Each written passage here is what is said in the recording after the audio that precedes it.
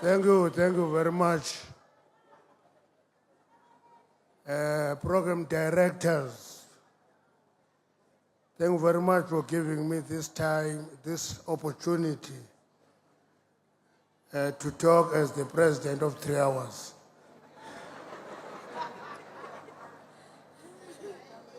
Three hours is long enough to take serious decisions.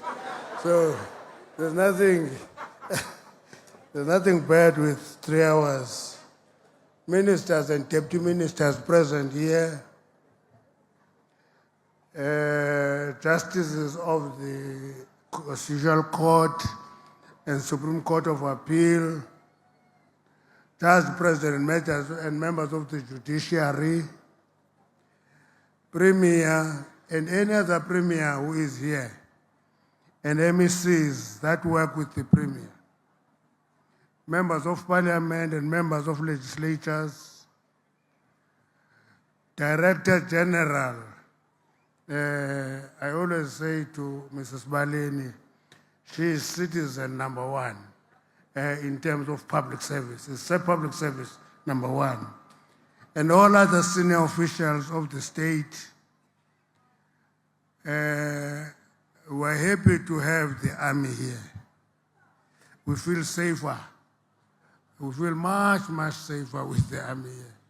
So when I say the army, I won't break it into the various divisions. It's the army. When you're here, we're covered on the ground, we're covered in the water, we're covered in the air, we're covered everywhere. We're happy that police are making this event safe. We welcome the representatives of the Chapter 9 institutions, traditional leaders, inkosi zakuthi, nezikumkani, namalungu endlu, traditional leaders and the Khoi and San. I-leaders zenkonzo, iinkokheli zenkonzo, abefundisi, nabashumayeli, nabavangeli. Bishop ke yitask kuba ibishop. Bishop ngumfundisi onikwe umsebenzi.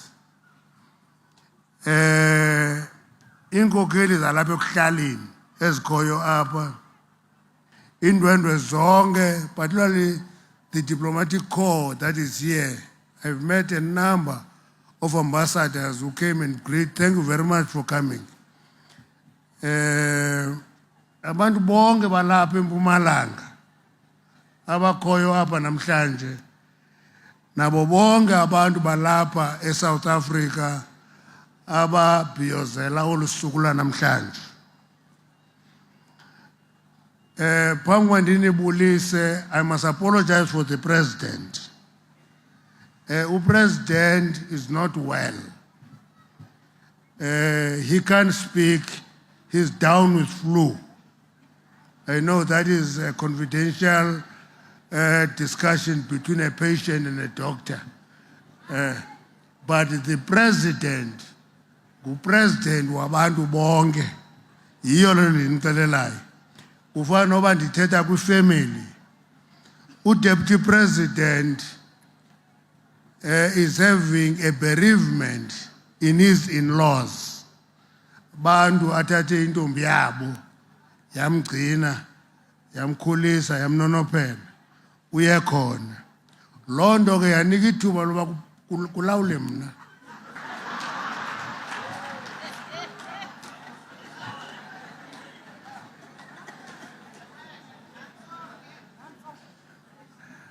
I must greet all of you as we celebrate the day of our freedom. And when you go around or you open a radio, there's a question that is asked by many people. What are we celebrating? What are we celebrating? You see, the people who ask that question do not know the history of this country. Our history may have been scarred with colonialism and apartheid, but ours is a history of courage, It's a history of resilience, a history of determination to prevail against considerable odds. That is what we are celebrating. Kuti, we are not colonized. We are not under apartheid. We are free. We are struggling against all the odds. And we must continue struggling. People forget that we were actually colonized for 342 days. 342 days were colonized. Of that 342 days, 46 years were the years of apartheid government, when the Nationalist Party misgoverned this country. Only people who know that will appreciate why we are celebrating. The ANC was involved in the struggle for freedom for 82 years, continuous. 1912 to 1994 is 82 years. Building on centuries-long resistance by our traditional leaders who fought and defended our people and land during centuries of the wars of dispossession. If you don't know that, this question about what are we celebrating, you will ask. But if you know that, you will know why we should celebrate. Now, what we have never been told is that life is never a straight line. Life is going up and down. We'll go to 30 years of democracy, and when it is 30 years of democracy, people can easily forget what we have left behind in terms of apartheid and how it stripped people their basic right, including right to citizenship. We were not citizens in this country. You would work in a contract and every contract will stand on its own. You can't say you have 10-year experience, you have 10 times one experience. Today, as we move through communities, we often hear people saying, 30 years, nothing has changed, or we are becoming worse. Now, it means that some people feel that we have deteriorated. But we must remind ourselves and our people that before 1994, the government of the country served only 8% of the population. Today, it is serving every member of this population. And therefore, that 8% was the white minority. Now, every citizen has a right to basic services. Every citizen. And every citizen has a right to participate in shaping the government. That's why we elect every 5 years. Either local government, as we're going to do next year, or national and provincial government, as we're going to do in 2027. Those rights we've acquired, those rights we celebrate, those rights we enjoy. Now, when people complain, infrastructure ibolile, indlela zambeki, and it means that it may be by design, it was never meant to service the entire, that infrastructure is cracking under the load of every citizen of this country. But what we should appreciate about it, you know, if you go to Gauteng, the most lighted province, people will tell you and focus on the Johannesburg city center. Doesn't look the same.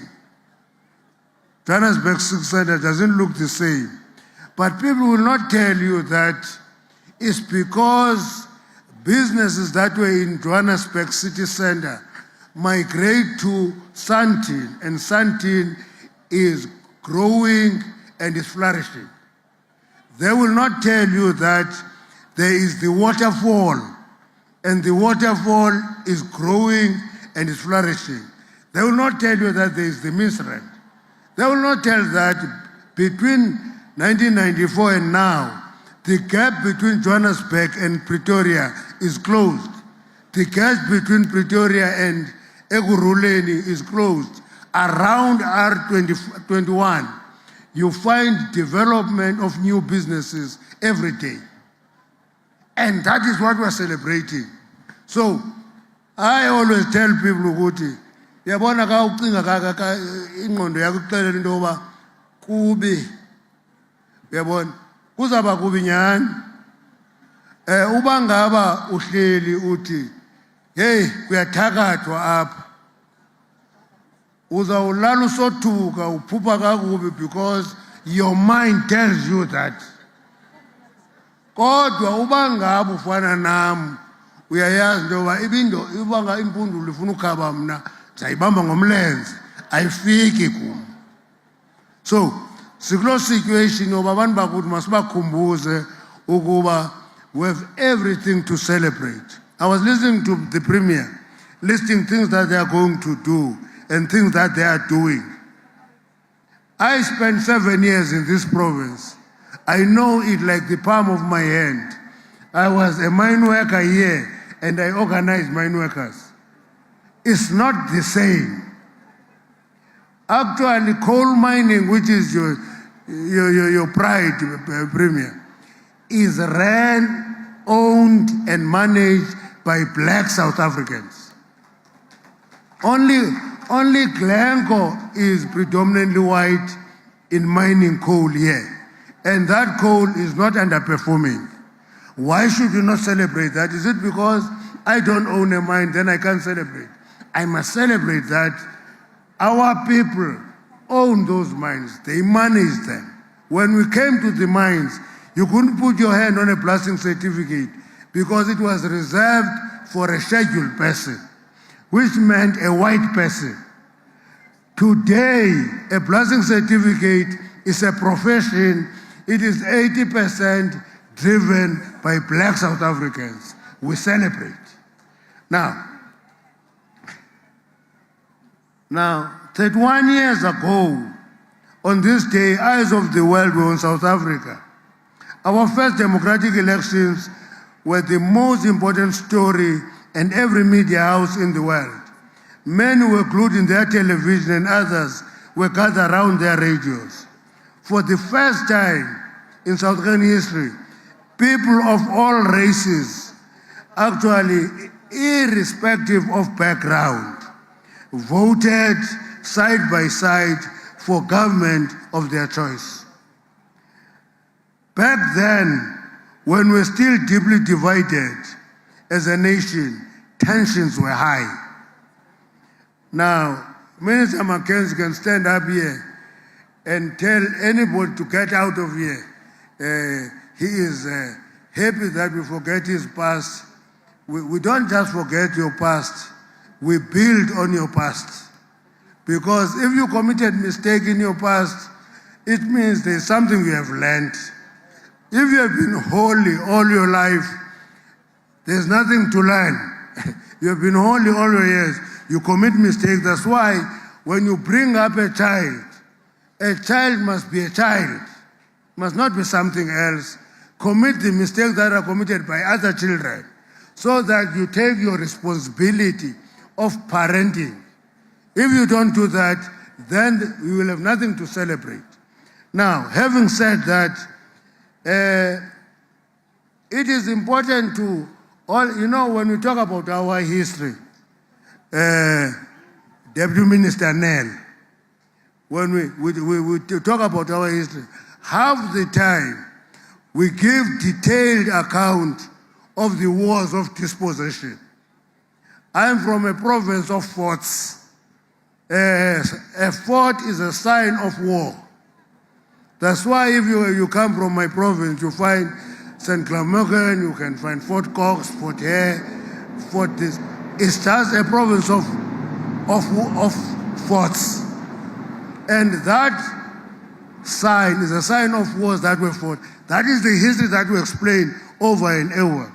One of the histories that we always forget, before 1652, there were many running battles in the Western Cape where the Khoi and the San defended the land. A general who attached Mozambique to Portugal tried to attach the Western Cape today, which they want to make an independent state. It can't be. It has a history.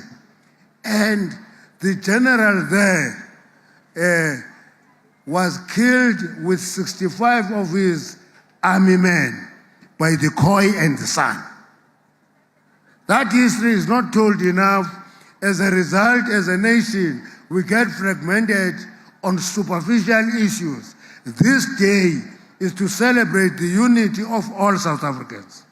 You know, I always remember the Battle of Gij in the Western Cape, where slaves rounded up other slaves and farm workers and farm owners, marched to the castle, wanting to take over the seat of the governor and declare the first republic that was black. They were surrounded across the Salt River. And that battle, where a man I respect very much called Van der Kaap said, tomorrow when we get the victory, you will call white men and women Mr. and Mrs. And he was surrounded and they were taken to a treason trial. That was the biggest treason trial in the history of South Africa, only surpassed by the Program of Action treason trial in the early 50s. Only. And that history is not told. As a result of that, we get fragmented. Then we give PA an opportunity to build a strong party because we don't integrate ourselves into one. We are one people. We suffered the same. Cape slaves is where the origin of inequality in South Africa comes.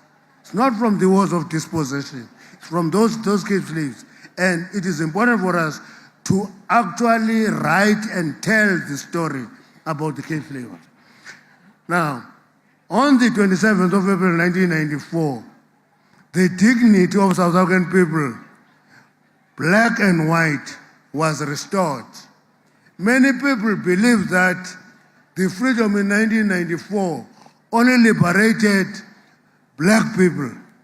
What they don't understand is that it liberated one people from doing something immoral. Apartheid was declared an evil against humanity. When it was destroyed in 1994, every South African was liberated from that evil against humanity. And that is what we should be celebrating. That's why we are here today and celebrating. For our beloved Madiba reminded us, in the system of apartheid, both oppressed and the oppressor were robbed of their humanity. Okay. Both the oppressed and the oppressor, oqinezelwe noqinezeleyo, bakhululwa, banikwa ubuntu babo. The oppressor and the oppressed were all given their humanity. That is 1994 freedom. That is what we are celebrating, is that we are having our humanity as a people. On this day, we pay tribute to Madiba, noble citizen of this country, resilient nation that understands the true meaning of reconciliation.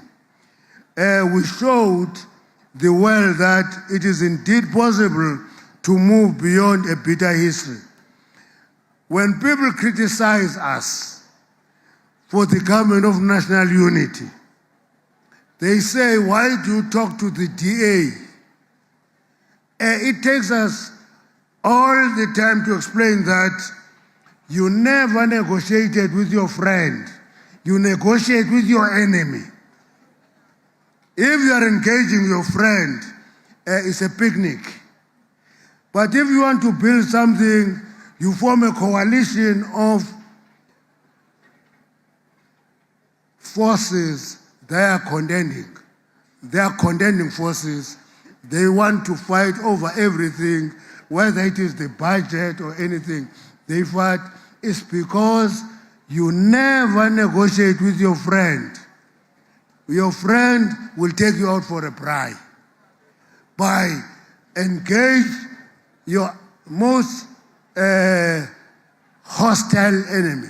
You know, and they say a black, and I always remind people, ideology has no color. Ideology is the mindset. We can leave the DA, but I'm not sure if MKP and EFF are better options. They are so aggressive and hostile against the ANC. So it's like choosing a devil and also, but run into the fire.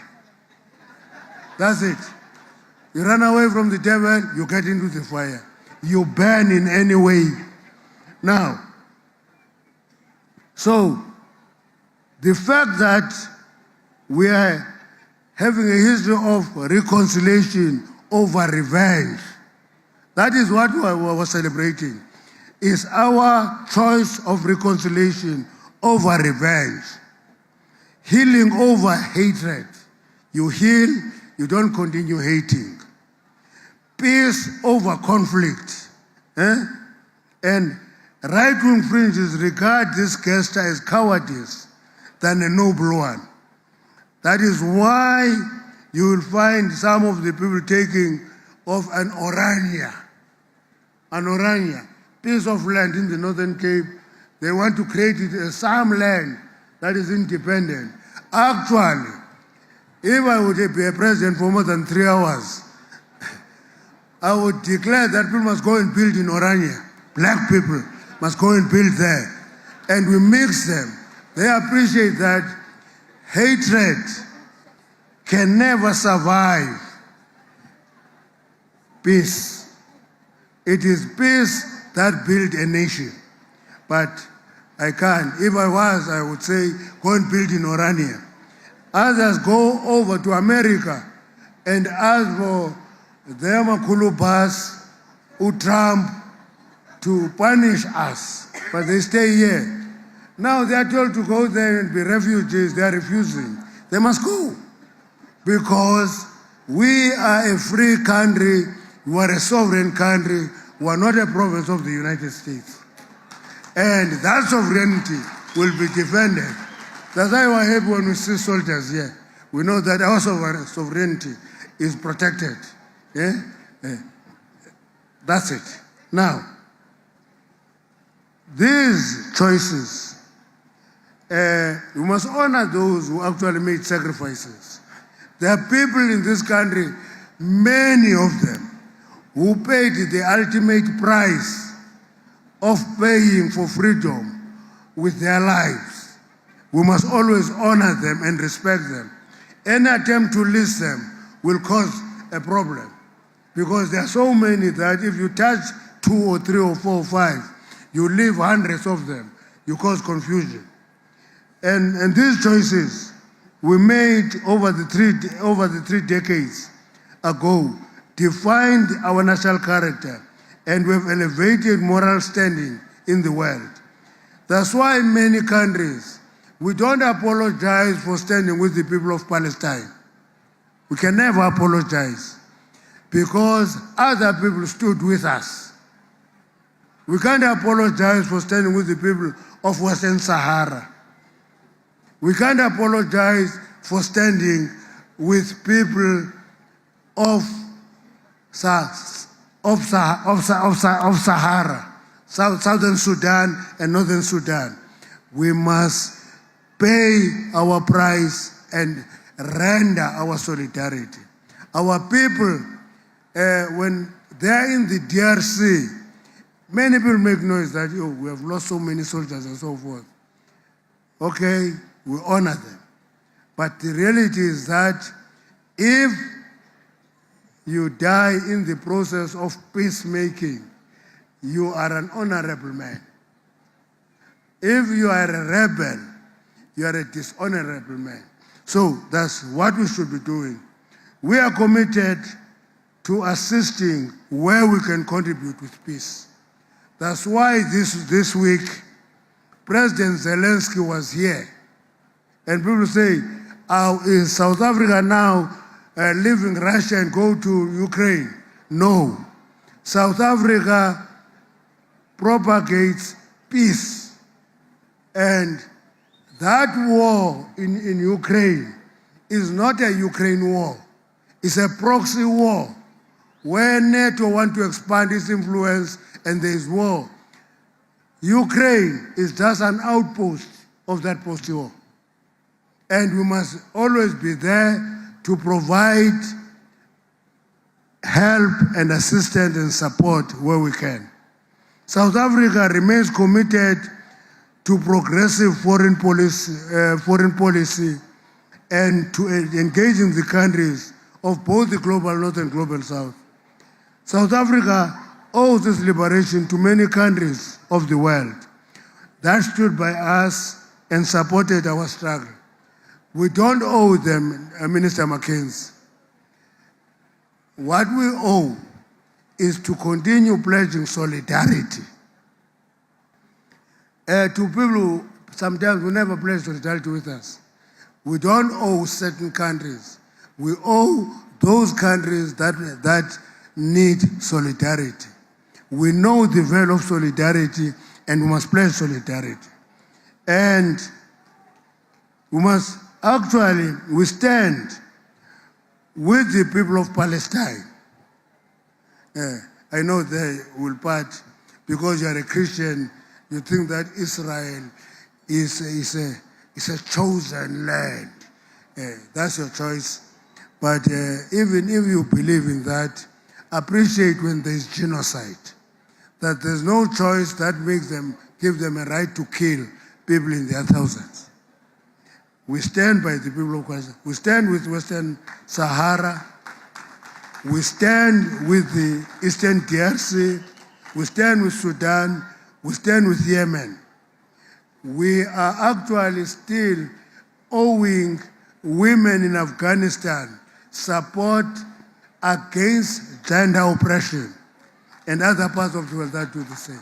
That is what we owe the world, not that we slept there and we slept in that country. No, that's not the issue. We are committed to playing our part in bringing about end to conflict and suffering and war. That is our inclination as a country. We are a diverse nation with diverse cultures and traditions. We speak many languages. And that's all. The language, the boys are South Africa, Africa board, Kitibuaka Ufel, the Bulabula in Kwash. I speak all of them. I have no problem with that. And I know that once you understand languages, you are so empowered. You are so empowered. You will never sleep without food. You will get accommodation. As an organizer of the NUM, we had a general secretary. I won't tell you who was this general secretary. Who would say, go and organize in Musina. He gives you car, he gives you petrol money, and give you no accommodation money. And you say, but accommodation, he tells you, say, man, we're expecting you to organize thousands and thousands of mine workers into the union. And you can't organize a place to sleep for you alone. So how possible, how will you organize thousands when you can't organize a place to sleep for you alone? So it forces you to learn ukuthi into engeyo yakho awuyilabi uyikombela.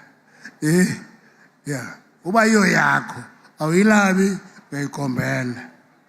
Uba iyo yakho awuyibadli uyayikupa. Okay. So on this Freedom Day, there is so much that we need to celebrate. Let me cut many of the things here. This country You know, sometimes we have a view about Afrikaners. Say Afrikaners this, Afrikaners that.